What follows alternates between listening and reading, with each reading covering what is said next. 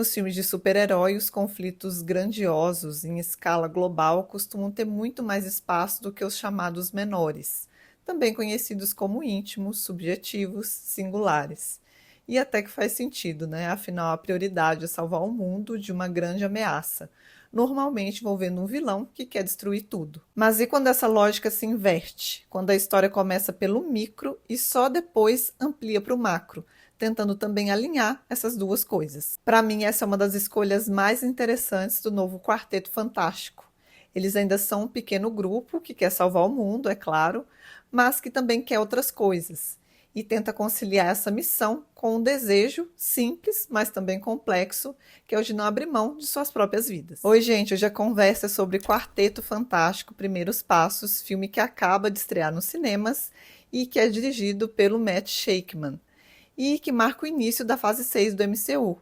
E olha como é simbólico. Essa nova etapa começa justamente com uma história sobre família. Lembrando que o Quarteto Fantástico foi a primeira família da Marvel, lá em 1961, criada por Stan Lee e Jack Kirby. Inclusive, eu confesso que eu não tinha expectativa quanto a esse filme, porque revisitando recentemente os 3 filmes do Quarteto Fantástico, inclusive eu fiz um vídeo falando um pouco sobre essa revisita e também sobre a história do quarteto nas HQs.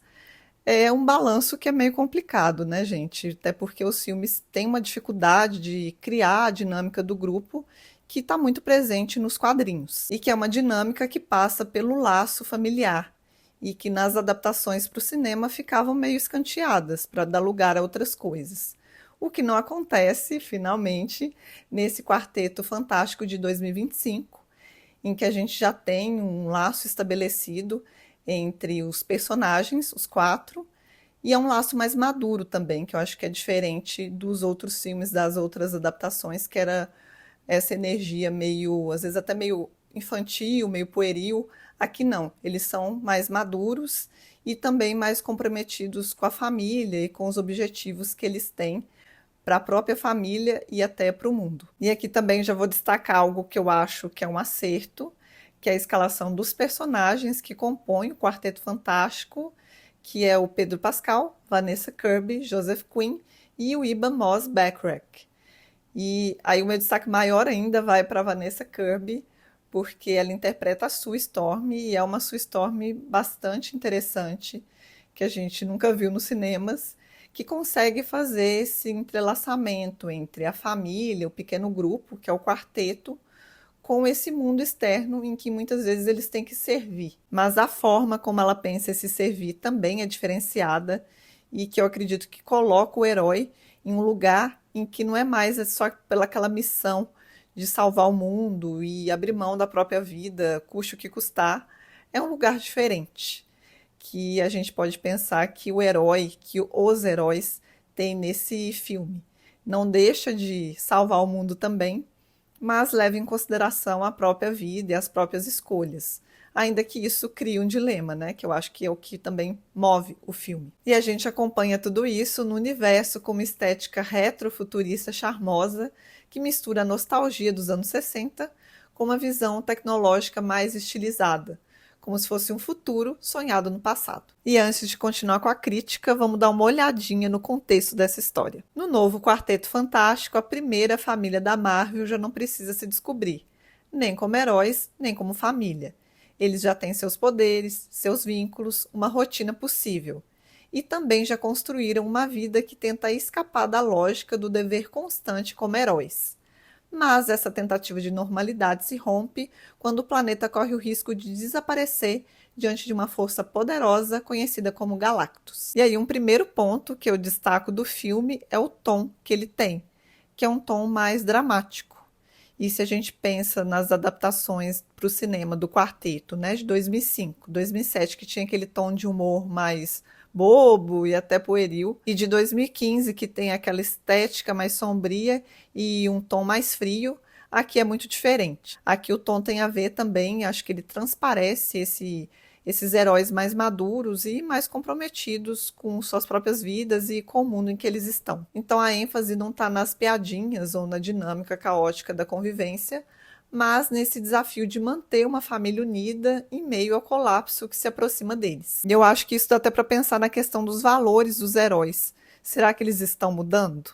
A gente teve recentemente Superman, que traz um Superman mais humano e mais próximo das coisas simples. E aqui, de alguma maneira, isso também aparece de outra forma, mas são heróis que estão, né, envoltos por essas dinâmicas familiares e pelo desejo de ter um filho, de que esse filho possa crescer, né, e possa se tornar alguém no mundo. Então são essas dinâmicas realmente do humano e que eu penso que desloca um pouco esse super, que muitas vezes é blindado. É como se ali caísse um pouco a capa, a máscara, o uniforme, para outras coisas aparecerem. E isso é interessante porque a gente vê o herói para além daquele aspecto artificial que muitas vezes pauta esse gênero de filme e até de personagem. Então a gente se aproxima mais deles, pelo menos esse é o meu sentimento quando eu assisto esses filmes que trazem heróis que estão mais próximos da realidade em que a gente vive. E ainda quanto ao tom do filme, esse tom mais dramático, algo que eu acho que contribui também para isso é o vilão, que é o Galactus. Nesse filme a gente tem um Galactus de verdade, não é como no filme de 2007, que ele é só praticamente uma nuvem que some e desaparece.